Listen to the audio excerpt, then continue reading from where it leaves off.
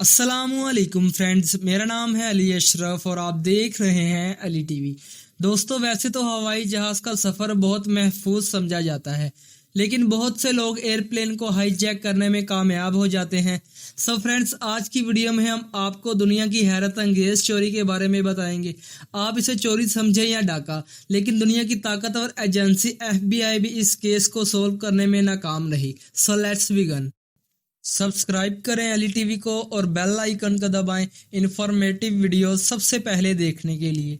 20 नवंबर सन 1971, एक आदमी जिसकी उम्र तकरीबन 40 साल के करीब थी, एक ब्लैक सूटकेस के साथ अमेरिका के पोर्टलैंड इंटरनेशनल एयरपोर्ट पर पहुंचा। ये सीधा फ्लाइट इनकाउंटर पर गया। इस शख्स ने अपना नाम डैन कूपर बताया और अमेरिकन शहर सिएटल जाने के लिए टिकट खरीदी। ये टिकट इसने $20 में खरीदी।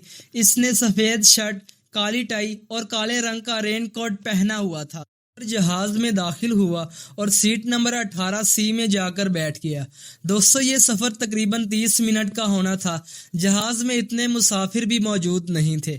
जहाज ने 2:50 पर टेक ऑफ किया। जूं ही जहाज उड़ा तो इस आदमी ने जहाज की एयर होस्टेस फ्लोरस शेफनर को एक नोट थमा दिया। फ्लोरस ने यह समझा कि इस नोट पर इसने अपना कॉन्टैक्ट नंबर लिख कर दिया है, इसलिए उसने बगैर पढ़े इस नोट को अपने पर्स में डाल लिया। ऊपर ने देखा कि इसने नोट को पढ़ा ही नहीं।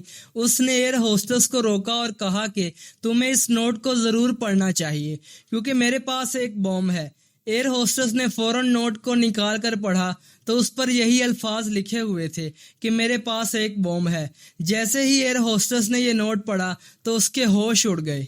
दोस्तों, उन दिनों एयरपोर्ट्स पर इतनी सिक्योरिटी और चेकिंग नहीं हुआ करती थी और ये एक डोमेस्टिक फ्लाइट थी।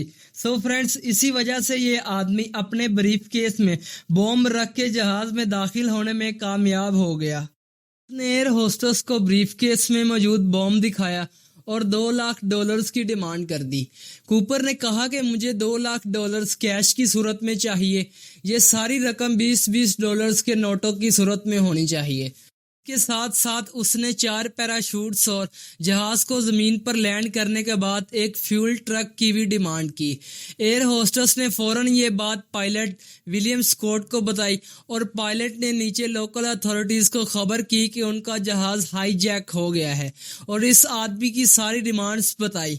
तो अथॉरिटीज ने बगैर कोई रिस्क लिए इस आदमी की सारी डिमांड्स पूरी करने का फैसला किया। जहाज सियाटल एयरपोर्ट पर लैंड हुआ और तकरीबन 2 घंटे तक वही खड़ा रहा। सियाटल पुलिस ने कूपर को पैसे और पैराशूट्स फराहम किए।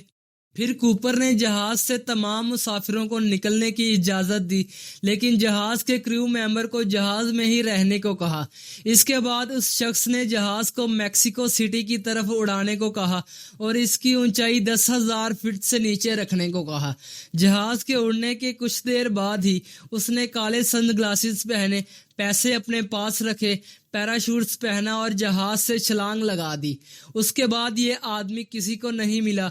दोस्तों, इस हैरत अंगेज वाक़ये ने ना सिर्फ अमेरिका बल्कि सारी दुनिया को हिला कर रख दिया। जो पैसे कूपर को दिए गए थे, इन नोट्स के सीरियल नंबर भी हर जगह जारी कर दिए गए कि ये पैसे कहीं भी खर्च किए जाए तो डैन कूपर पकड़ा जाए।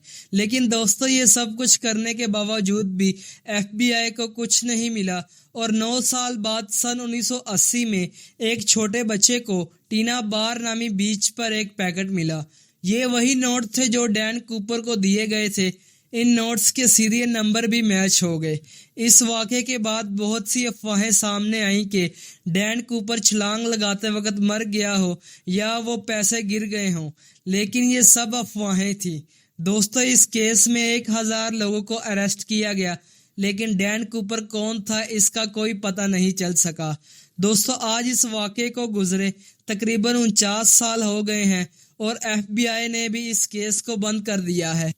तो आप डैन कूपर के बारे में क्या राय रखते हैं, कमेंट बॉक्स में ज़रूर बताएं। वीडियो को लाइक करें, अली टीवी को सब्सक्राइब करें और बेल आइकन को दबाएं ताकि नई आने वाली अपडेट आपको बर वक्त मिलती रहे। दोस्तों, आज के लिए इतना ही। अगली वीडियो के लिए अल्लाह हाफिज़।